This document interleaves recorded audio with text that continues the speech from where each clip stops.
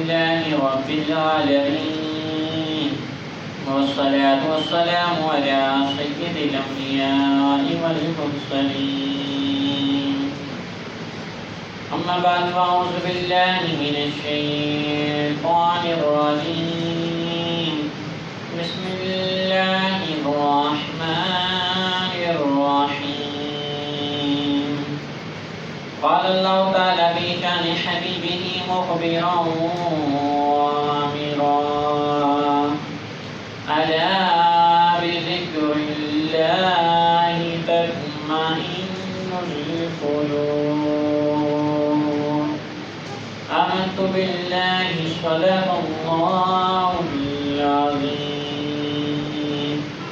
بلند آواز کے ساتھ مل کر پڑھیں: الصلاۃ والسلام علیک یا سیدی یا رسول اللہ، الصلاۃ والسلام علیک یا سیدی یا حبیب اللہ، الصلاۃ والسلام علیک یا سیدی یا نبی اللہ، وعلی آلک وصحابک یا نور اللہ. اللہ عز و جل کی حمد و ثنا کے بعد درود و سلام حضور صلی اللہ تعالی علیہ وآلہ وسلم کی بارگاہ میں ہدیۃً تحفۃً عقیدۃً نذرانۃً پیش کرنے کے بعد حاضرین کرام السلام علیکم ورحمۃ اللہ وبرکاتہ. قرآن پاک کی آیت مبارکہ پڑھی جس میں اللہ تبارک تعالیٰ نے فرمایا: الا بذکر اللہ تطمئن القلوب. اللہ تبارک تعالیٰ نے فرمایا کہ دلوں کا قرار اللہ کے ذکر میں ہے، یعنی جو دلوں کا سکون ہے اللہ کے ذکر میں ہے. عموماً آدمی سکون کی تلاش میں ہوتا ہے، ہر آدمی کی کوشش ہوتی ہے کہ میرے دل کو سکون ملے، تو اللہ تبارک تعالیٰ نے فرمایا تمہارے دلوں کا سکون میری یاد سے ہے. فرمایا میرا ذکر کرو، مجھے یاد کرو، تمہارے دلوں کو سکون ملے گا. ہمارے اولیاء کرام نے اللہ تبارک و تعالیٰ کا کثرت کے ساتھ ذکر کیا، تلاوت قرآن پاک کثرت سے کیا، لوگوں کو دین سکھایا، قرآن سکھایا. اللہ کی یاد سے ہر ٹائم ان کا دل بھرا رہا، اس لیے ان کے دل کو سکون ملتا تھا، اس لیے ان کے دل کو سکون ملتا تھا. مرحوم بادشاہ مشہور و معروف حضرت سیدنا ابراہیم بن ادہم، جو اماموں کے امام حضرت سیدنا امام اعظم ابو حنیفہ رحمۃ اللہ تعالی علیہ کے دوست تھے. حضرت سیدنا ابراہیم بن ادہم یہ اتنا بادشاہ تھا، اس کی بادشاہت اتنی تھی، جب یہ سوتا تھا تو پتہ نہیں کتنے من، پتہ نہیں کتنے کلو اس کے تخت پر، جس بیڈ پر سوتا تھا وہاں پھول بکھیرے جاتے اور پھولوں کے اوپر سوتا تھا. یعنی اتنا اس کے لیے نرم اور لذیذ بستر تیار کیا جاتا تھا، یہ اس پر سوتا تھا. لیکن پھر بھی اس کے دل کو سکون نہیں ملتا تھا، اس کے دل کو قرار نہیں ملتا تھا. ملک بلخ کا بادشاہ تھا تو اس کے دل میں خیال آیا میں اللہ کا حج کروں. اب ملک بلخ کو چھوڑا، حج کے لیے روانہ ہوا، پیدل سفر کیا. اب اس نے کیا کیا کہ ہر قدم جو اٹھاتا تھا بغیر وضو کے نہیں اٹھاتا تھا. یعنی 30 سال ایک مسلسل چلتا رہا حج کے لیے، ملک بلخ سے کعبہ کی طرف 30 سال تک چلا، لیکن کہتا ہے کہ میں نے کوئی ایسا قدم نہیں اٹھایا جو بغیر وضو کے ہو. فرماتا ہے کہ ہر قدم میں نے وضو کے ساتھ اٹھایا. جو دن میں نے سفر طے کیا، جس دن میں کیا، رات میں کیا، وضو کے ساتھ ہمیشہ رہا ہوں، بغیر وضو کے ساتھ میں نے سفر آگے شروع نہیں کیا. اب کہتا ہے کہ جب میں خانہ کعبہ پہنچا تو ادھر میرے دل میں خیال آیا میں نے جو عبادت کی ہے، میں نے جو کعبے کے لیے سفر کیا ہے، اتنا سفر تو آج تک کسی نے نہ کیا ہوگا، اور میں نے جس انداز میں کیا ہے اس انداز میں کسی نے کیا نہیں ہوگا کہ 30 سال کا عرصہ میں پیدل چلا ہوں، اور وہ عرصہ ایسا ہے کہ کوئی قدم میرا بغیر وضو کے نہیں ہے. جب یہ اس کے دل میں خیال آیا، صرف ایک مرتبہ سوچا. اب خانہ کعبہ کے پاس گیا تو اس کو خانہ کعبہ نظر ہی نہ آیا. ڈھونڈنے لگا خانہ کعبہ کدھر ہے، پکار رہا ہے آئینہ کعبہ، آئینہ کعبہ، خانہ کعبہ کدھر ہے. تو اس نے آواز سنی، آواز آئی کہ خانہ کعبہ حضرت سیدتنا رابعہ بصریہ کے استقبال کے لیے گیا ہوا ہے. حضرت سیدت رابعہ بصریہ کے لیے، اس کے لیے استقبال کے لیے گیا ہوا ہے. ابراہیم ٹھہر جا، اس کے استقبال کے لیے گیا ہوا ہے، جب واپس آئے گا تو پھر خانہ کعبہ کی زیارت کر لینا. اب حیران ہوا یہ کیا، میں مرد ہوں وہ عورت ہے، میں ملک بلق کا بادشاہ ہوں، اس کے بعد تو کوئی بادشاہ ہی نہیں۔ وہ تو فقیری میں ساری زندگی اس نے گزاری، لیکن خانہ کعبہ اس کے استقبال کے لیے چلا گیا۔ اور میرا سفر ایسا ہے آج تک کسی نے ایسا کیا ہی نہیں ہوگا، 30 سال بغیر وضو کے کوئی قدم نہیں اٹھایا۔ اور یہ سوچ رہا تھا کہ بعد میں پتہ چلا کہ رابعہ بصریہ کوئی عام خاتون نہیں تھی، وہ کوئی عام خاتون نہیں تھی۔ جب وہ رات کو سونے لگتی تو خود کو کہتی ہے رابعہ تو سو رہی ہے، کیا پتا تو کل کا سورج دیکھ نہ پائے، اس لیے ہو سکتا ہے تجھ سے اللہ ناراض ہو، آج کی رات عبادت کر لے، اللہ کو راضی کر لے۔ رابعہ بصریہ فرماتی ہیں میں نے پوری زندگی اللہ کو راضی کرنے کے لیے ساری راتوں کی راتیں میں نے عبادت میں گزاری ہیں۔ اور یہ ابراہیم بن آدم، اس کے لیے جو بستر سجایا جاتا تھا ایک حبش لونڈی سجاتی تھی، حبشہ کی ایک لونڈی تھی وہ سجاتی تھی۔ ایک مرتبہ وہ سجا رہی تھی تو اس کو آنے میں کچھ دیر تھی۔ اب لونڈی سوچنے لگی کہ میری عمر پتھروں پر سو سو کر گزر گئی ہے، میں جو تکیہ دیتی ہوں وہ بھی اینٹ کا ہوتا ہے، کیوں نہ تھوڑی دیر میں اس بستر پر آرام کر لو، پتہ نہیں کیسا لذیذ بستر ہے، بادشاہ کو کیسی نیند آتی ہوگی، ابھی تو اس کے آنے میں ٹائم پڑا ہے۔ اب جیسے یہ سوئی تو نرم نرم بستر تھا، پھولوں سے سجا ہوا تھا، خوشبو آئی تو اس کو نیند آ گئی۔ سارا دن کی تھکی ہوئی تھی، ویسے بھی غور کیا جائے نا آدمی آج کے دور میں غور کرے، سارا دن عورتیں ہمارے گھر میں کام کرتی رہتی ہیں، جب وہ سو جاتی ہیں تو پھر ان کو نیند آ جاتی ہے۔ تو وہ سارا دن وہ غلام تھی، سارے کام کر کے جیسے سوئی تو اس کو نیند آ گئی۔ اب اس کو پتہ ہی نہیں چلا، وقت گزر گیا، بادشاہ کے آنے کا وقت آ گیا۔ ابراہیم بن آدم آ گیا تو دیکھا کہ میرے تخت پر، میرے بستر پر ایک لونڈی سوئی ہوئی ہے۔ غصہ آ گیا تو کوڑا مارا تو وہ اٹھ بیٹھی۔ اب وہ رونے لگی، روتے روتے ہنسنے لگی تو ابراہیم بن آدم کہنے لگا کہ تیری جرت کیسے ہوئی، ذات کی تو غلام ہے، لونڈی ہے اور میرا مذاق اڑا رہی ہے، ہنس رہی ہے۔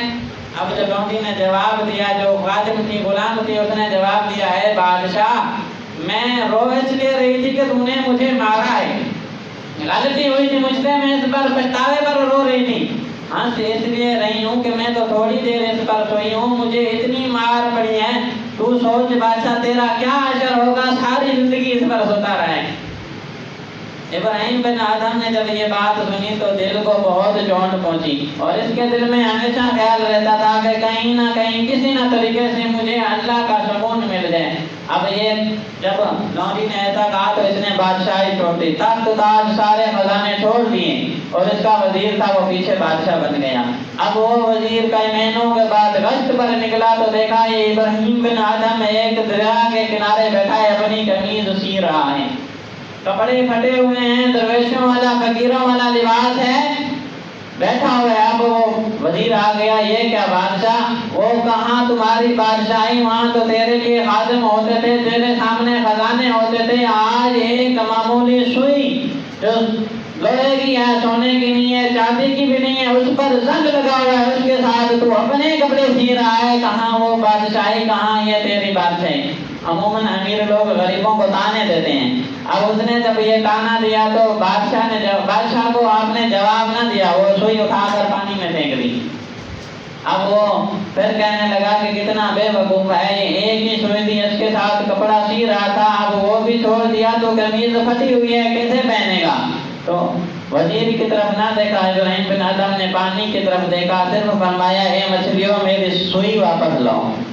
اب وزیر نے جب یہ سنا تو دیکھا پورا پانی چمک رہا تھا، چمک اس لیے رہا تھا کہ ہر مچھلی کے منہ میں سونے کی سوئی تھی، پورے سمندر میں جو پانی تھا باہر نکل آئی مچھلیاں، ہر ایک کے منہ میں سونے کی سوئی تھی۔ وہ وزیر حیران ہو گیا، یہ کیا؟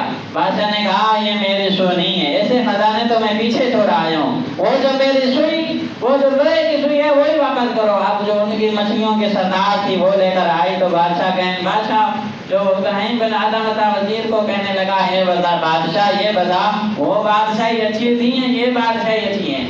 وہاں تو بیوی کو حکم دیتے ہیں، نخرے دکھاتی ہے، بات نہیں مانتی، بچے بے قابو ہو گئے ہیں، ادب نہیں کرتے، یہاں تو جانور بھی ادب کر رہے ہیں، پانی کی مچھلیاں بھی ادب کر رہی ہیں، یہ بتا بادشاہ وہ بادشاہی اچھی تھی ہیں، یہ بادشاہی اچھی ہیں؟ تو تو کہنے لگا کہ لا بذکر اللہ تطمئن القلوب، فرمایا مجھے اب ادھر سکون مل رہا ہے، میں دن رات اللہ کا ذکر کرتا ہوں، یہاں مجھے سکون ہے، اس لیے میں وہاں نہیں جاؤں گا۔ حضرت سیدنا داتا علی حجویری، علی بن عثمان بن علی ان کا اصل نام ہے، یہ جب ملک شام میں اپنے پیر صاحب کے ساتھ تھے تو ان کے پیر صاحب کا انتقال ہو گیا، تو انہوں نے وصیت کی تھی، اے علی تو لاہور چلا جا، ہم نے تمہارے لیے لاہور میں ڈیوٹی لگا دی ہے، تو لاہور چلا جا۔ جب داتا صاحب پہلی مرتبہ لاہور آئے تھے، اب یہاں جہاں آپ کا مزار بنا ہوا ہے، یہ بھاٹی گیٹ کے سامنے مزار بنا ہوا ہے، ادھر دریائے راوی ہے، کوئی دریا آپ کے قریب تھا، یعنی یہاں تک دریا تھا۔ جب آپ آئے تو جس جگہ آپ کا مزار بنا ہوا ہے، آپ کے سرانے کے بعد ایک درخت ہوا کرتا تھا، جب داتا صاحب ادھر آئے تو اسی درخت کے نیچے آ کر آپ نے ڈیرے لگا لیے۔ اب آپ نے نگاہ ولیت سے دیکھا کہ پورے لاہور میں صرف 2 برادریاں ایسی تھیں، فرمانے لگے کہ جب یہ مسلمان ہو گئے تو پورا لاہور مسلمان ہو گئے ہیں۔ جب داتا صاحب آئے تھے تو پورے لاہور میں کوئی مسلمان نہیں تھا، ان لاہور والوں کو داتا صاحب نے کلمہ پڑھایا ہے۔ تاریخ کی کتابیں کہتی ہیں کہ لاہور سے لے کر ملتان تک، ملتان سے لے کر سندھ تک یہ جتنے مسلمان ہوئے داتا صاحب کے فیض سے ہوئے ہیں۔ داتا صاحب ادھر جب آئے تو آپ نے نگاہ اٹھائی، 2 برادریاں ایسی تھیں، ایک گجر برادری تھی، ایک بھٹی برادری تھی۔ آپ نے فرمایا جب یہ 2 مسلمان ہو گئے سمجھ لو پورا لاہور ہی مسلمان ہو گیا۔ اب آپ نے پہلے جو دیکھا بھٹیوں کی طرف نظر پڑی، آپ کے کچھ مرید وہاں بن گئے، کچھ آہستہ جب آپ کے ساتھ کوئی آپ پر ایمان، آپ کے ہاتھ پر کسی نے بیعت کی تو مسلمان ہو گئے، تو انہوں نے ایک جو بھاٹی گیٹ ہے، یہ اصل میں پہلے بھٹی گیٹ تھا، اس گیٹ کو آپ کے مریدوں نے حجویری گیٹ کہنا شروع کر دیا۔ جو بھٹی تھے داتا صاحب کے پاس آگے کہنے لگے کہ صدیوں سے ہمارے باپ دادوں سے یہ گیٹ چل رہا ہے، اس کا نام بھٹی گیٹ تھا، آپ کے مریدوں نے آ کر اسے حجویری گیٹ کہنا شروع کر دیا، یہ تو نام اس کا بدل جائے گا۔ داتا صاحب نے آنکھ بند کی، مراقبہ کیا اور فرمایا میری آنکھیں دیکھ رہی ہیں، جاؤ قیامت تک یہ بھاٹی گیٹ ہی رہے گا۔ فرمایا جاؤ بچیوں یہ قیامت تک بھاٹی گیٹ ہی رہے گا۔ لاہور کے طریقوں میں آتا ہے کہ بڑے سے بڑے 12 دروازے تھے، اب بھی ہیں، ان کا نام چینج ہوتا گیا، بدلتے گئے، لیکن یہ بھاٹی گیٹ 1000 سال سے بھی زیادہ عرصہ گزر گیا ہے۔ داتا صاحب نے کہا قیامت تک ہی بھاٹی گیٹ رہے گا، اب تک بھی بھاٹی گیٹ ہے۔ یہ آپ کی کرامت دے کر بھٹی جو تھے ساری برادری مسلمان ہو گئی، اس کے علاوہ جو گجر برادری تھی وہ بچ گئی۔ تو آپ صبح کا وقت تھا جہاں آپ نے ڈیرے لگائے تھے نا، کیونکہ اللہ والے نماز ترک نہیں کرتے، جہاں آپ نے ڈیرے لگائے تھے وہاں مسجد بنائی اور آپ نماز پڑھتے تھے، آپ کے مرید بھی وہاں نماز پڑھتے تھے۔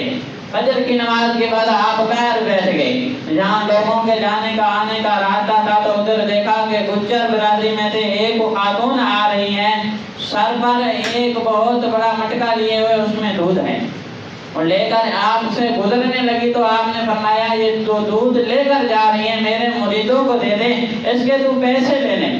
اب وہ خاتون کہنے لگی کہ آگے ایک جوگی ہے جو جادوگر ہیں، اگر ہم اسے دودھ نہ دیں تو ہماری جو بھینسیں ہیں ان کے دودھ کی جگہ خون آتا ہے، اگر ہم اس کو جوگی کو اس جادوگر کو دودھ نہ دیں تو وہ ایسا جادو کرتا ہے کہ ہماری بھینسیں دودھ کی جگہ خون دینا شروع کر دیتی ہیں۔ تو داتا صاحب موج میں آ گئے، جلال آ گیا، فرمانے لگے تو دودھ ادھر رکھ، وہ جوگی جانے علی جانے، آپ کا نام اصل علی تھا، فرمایا وہ جوگی جانے اور علی جانے تو دودھ ادھر رکھ کے چلی جا۔ اب وہ خاتون جب اس نے یہ دیکھا اور کوئی کرامت نہیں دیکھی، آپ کا حسن ہی ایسا تھا، آپ کا چہرہ دیکھ کر وہ متاثر ہو گئی، دودھ رکھا تو گھر چلی گئی۔ اب گھر چلی گئی تو جیسے جس بھینس کے پاس دودھ نکالتی ہے تو سارے برتن گھر کے ختم ہو گئے، دودھ ختم نہ ہوا، دودھ بڑھتا گیا تو پڑوسیوں نے آس پاس کے گھر والوں نے دیکھا کہ اتنا دودھ، تو وہ خاتون سے کہنے لگی کہ آج کوئی نیا بابا آیا ہے، آج کوئی نیا بابا آیا ہے، میں ادھر دودھ رکھ کر آئی ہوں، اس لیے میرے گھر میں دودھ ختم نہیں ہو رہا، اس لیے دودھ ختم نہیں ہو رہا۔ اور پڑوسی جب امیر ہو جائے تو ساتھ والا کہتا ہے میں بھی ہو جاؤں، یہ جس وجہ سے ہوا ہے میں بھی ہو جاؤں۔ تو جب سب نے سنا آہستہ آہستہ کہ اس نے بابے کو دودھ دیے، ہم بھی بابے کو دیتے ہیں، اور جو سارے گجر برادری تھے سب نے دودھ اٹھایا اور داتا صاحب کے قدموں میں رکھ دیا۔ ادھر وہ جوگی انتظار کر رہے کہ گجروں کو کیا ہو گیا، دودھ نہیں آیا۔ گجر برادری کہاں چلی گئی؟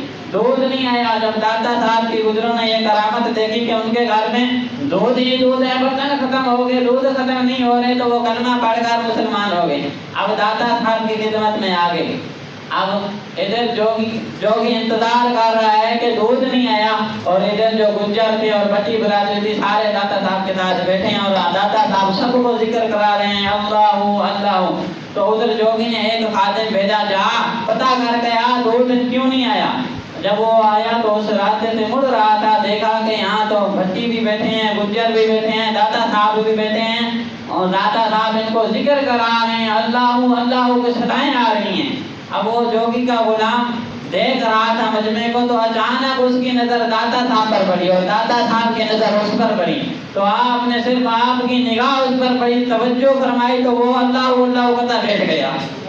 اور جوگی کو پتا چلا کہ یہ کیا ہو گیا, میرا غلام گیا واپس نہیں آیا, دوسرے کو بھیجا. جب دوسرا آیا تو اس نے دیکھا کہ گجر بھی بیٹھی ہیں, بچی بھی بیٹھی ہیں, جو خادم آیا تھا وہ بھی بیٹھا ہے, سارے اللہ اللہ کر رہے ہیں. جب داتا صاحب نے اس کی طرف دیکھا تو یہ بھی اللہ اللہ کرتا بیٹھ گیا. اب تیسرا غلام بھیجا, پتا چلا جو غلام بھیجتا ہے واپس نہیں آتا, کیا ہو گیا ہے ان کو. آخر تھک ہار کر وہ جو جوگی تھا آ گیا. اب ادھر دیکھا کہ سارے گجر بھی بیٹھے ہیں, ساری برادریاں ادھر بیٹھی ہیں, جو میرے خادم غلام آئے تھے ادھر بیٹھے ہیں, کوئی بابا ہے ان کو اللہ اللہ بلا رہا ہے. تو وہ آ کر سامنے بابا کے سامنے چنوتی دینے لگا, کہنے لگا کہ اتنے کمال والا ہے, آجا میرا ہوا میں مقابلہ کر. وہ جو بھی منتر پڑھا اس نے ہوا میں اڑنے لگا, کہنے لگا کہ اتنا کمال کا بابا ہے, آجا میرا ہوا میں مقابلہ کر. تو داتا صاحب نے اس کی طرف دیکھا نا, جب وہ اڑ رہا تھا تو داتا صاحب مسکرائے, اور آپ نے اپنے پاؤں سے چپل مبارک اتاری, اس کو ہوا میں پھینکا, فرمایا اس کو ذرا نیچے لے کر آؤ, اس کو ذرا نیچے لے کر آؤ. تو راوی لکھتا ہے وہ چپلیں اس جوگی سے بھی تیز اڑی, اور جیسے وہ اوپر ہوتا اس کے سر میں لگتی وہ نیچے آ جاتا, جیسے اوپر ہوتا سر میں لگتی وہ نیچے آتا. آخر تھک کر بابے کے قدموں میں آ گیا, کہنے لگا کہ تو بہت کمال والا ہے, میرے سے گستاخی ہوئی ہے, مجھے معاف کر دے, اور کلمہ پڑھا. تو داتا صاحب نے اٹھایا, فرمایا, کہنے لگا, فرمایا کہ کتنا تو بے وقوف ہو گئے ہیں, یہ جو تو کام کر رہا ہے یہ تو میری جوتیاں بھی کر لیتی ہیں, یہ جو تو کام کر رہا ہے یہ میری جوتیاں بھی کر لیتی ہیں. اب اس نے جب داتا صاحب کی کرامت دیکھی تو وہ کلمہ پڑھ کر مسلمان ہو گیا. داتا صاحب جب یہاں آئے لاہور میں, جو سب سے پہلے جو مسلمان ہوئے, بھٹی ہوئے, پھر گجر ہوئے, یہ برادری پھیل گئی, اسی طرح پورا لاہور مسلمان ہو گیا. داتا صاحب نے یہاں راویوں نے لکھا ہے کہ جس شہر میں ولی ہونا اس کی حفاظت بھی ولی کرتے ہیں, حکمران نہیں کرتے. ہماری حفاظت فرماتے ہیں, جس شہر کی حفاظت ہو وہاں ولی کرتے ہیں. راویوں نے لکھا ہے کہ جب 1965 میں جنگ ہوئی تھی, اچانک انڈیا نے پاکستان پر حملہ کر دیا تھا. اچانک پاکستان پر جب انڈیا نے حملہ کر دیا تھا تو یہاں ایک شیخ میاں محمد شیر ربانی وہ فرماتے ہیں کہ میرا دوست تھا جو اپنی جماعت کا نہیں تھا, اپنے مسلک کا نہیں تھا, دوسرے مسلک کا تھا. اس نے خواب میں دیکھا مجھے کہ میں بھاگ رہا ہوں, جا رہا ہوں, ادھر سے لاہور سے بھاگ رہا ہوں, شال کوٹ کی طرف جا رہا ہوں. اب شیر محمد ربانی کہتے ہیں کہ میرے دوست نے مجھ سے پوچھا کہاں بھاگ کے جا رہے ہو, تو آپ نے فرمایا کہ انڈیا نے حملہ کر دیا ہے, میں سیال کوٹ جا رہا ہوں. تو اس نے کہا کہ تم ادھر جا رہا ہے, یہاں لاہور کو بچا لے, انڈیا نے تو یہاں سے حملہ کیا, لاہور کے قریب ہے, سیال کوٹ سے تو دور ہے. تو حضرت میاں محمد شاہد پوری شیر ربانی فرماتے ہیں میری ڈیوٹی ادھر لگی ہے, یہاں داتا صاحب میں لاہور کو سنبھال لیں گے. فرماتے ہیں کہ یہاں داتا صاحب ہیں وہ لاہور کو سنبھال لیں گے, میری ڈیوٹی تو سیال کوٹ میں لگی ہے, مجھے وہاں جانا ہے, میرا راستہ چھوڑ دیں. اب جب یہاں تاریخ میں لکھا ہے 1965 کی جنگ اٹھا کر دیکھ لیں, اس میں لکھا ہوا ہے جب انڈیا کے پائلٹ پکڑے گئے تھے نا, ان سے پوچھا گیا تھا. اب وہ پائلٹ کہنے لگے کہ جب ہم یہاں آئے, دریا جو تھا نا اس کی پل گرانے کا ہمارا مقصد تھا, ہمیں جو ٹارگیٹ دیا گیا تھا یہ پل گرانے کا دیا گیا تھا. وہ کہتے ہیں کہ جب ہم اس پر پل پر بم پھینکتے تو ایک بابا ہم کو نظر آتا, ایک بابا نظر آتا جو ہم بم پھینکتے وہ پکڑ کر گودی میں ڈال رہا تھا, جیسے ہم ڈالتے وہ پکڑ لیتا, ایک تھیلی بنائی ہوئی تھی اسی میں ڈالتا جاتا. کہتا ہے کہ وہ کہتے ہیں کہ یہ اگر بابا نہ ہوتا تو لاہور ہم تباہ کر لیتے, اور وہ بابا داتا صاحب تھے.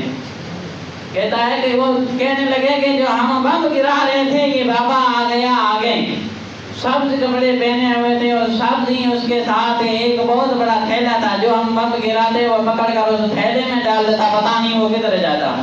کہتے ہیں ہمارا بارود ختم ہو گیا، اس لیے ہم جنگ ہار گئے، اگر یہ بابا نہ ہوتا تو ہم لاہور کو قبضے میں کر لیتے۔ اس لاہور کو بچایا تو اس بابے نے بچایا۔ اور دادا صاحب کی کرامت ہے، اور آپ حضور غوث اعظم سے بھی پہلے کے ولی ہیں، حضرت معین الدین چشتی اجمیری شریف سے بھی پہلے کے ولی ہیں۔ حضرت معین الدین چشتی اجمیری شریف فرماتے ہیں جب میرے پیر صاحب نے کہا کہ جا تو ہند چلا جا، انڈیا کی ہم نے تجھے ولایت دی ہے، وہاں جا کر دین اسلام پھیلا۔ نبی کی حضور صلی اللہ علیہ وسلم کی مزار پر جب آئے تو حضور صلی اللہ علیہ وسلم نے بھی فرمایا کہ اے معین الدین، ہم نے تمہیں ہند کا ولی بنایا، وہاں چلا جا۔ اب جب حضرت معین الدین چشتی اجمیری فرماتے ہیں جب میں روانہ ہوا، دریائے سندھ پر آیا، دریائے سندھ کے اوپر سفر کر رہا تھا، فرماتے ہیں کہ میں نے پانی سے خطاب کیا، پانی سے پوچھا ہے پانی یہ بتا تیرے اوپر آج تک کتنے ولیوں نے سفر کیا ہے، تیرے اوپر آج تک کتنے ولیوں نے سفر کیا؟ تو وہ پانی نے مجھے جواب دیا 3 ولی آج تک میرے اوپر گزرے ہیں۔ کہتا ہے کہ 3 ولی میرے اوپر سے گزرے ہیں، ایک کا نام عبد الشکور بہاری تھا، دوسرے دادا صاحب تھے، تیسرے آپ ہیں۔ حضرت معین الدین چشتی اجمیری فرماتے ہیں میں حیران ہو گیا کہ آج تک 2 ولی گزرے اور تیسرا میں ہوں، اور دادا صاحب بڑے کمال والے ہیں، کیوں نہ ادھر حاضری دی جائے۔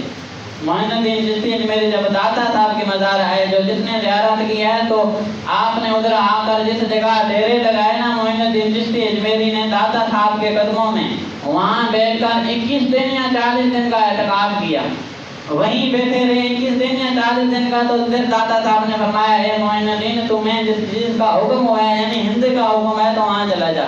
تو ادھر جاتے ہوئے حضرت خواجہ معین الدین چشتی اجمیری نے ادھر شعر لکھا تھا، گنج بخش کے فیض اعظم جو مظہر ہے نور خدا جو لکھا تھا، یہ شعر آپ نے لکھا تھا حضرت خواجہ معین الدین چشتی اجمیری شریف نے داتا صاحب کے مزار کے اوپر۔ آج بھی وہ لکھا ہوا ہے جو آپ نے ادھر لکھایا تھا کہ داتا صاحب کے فیض سے سارا عالم فیض ہو گیا ہے۔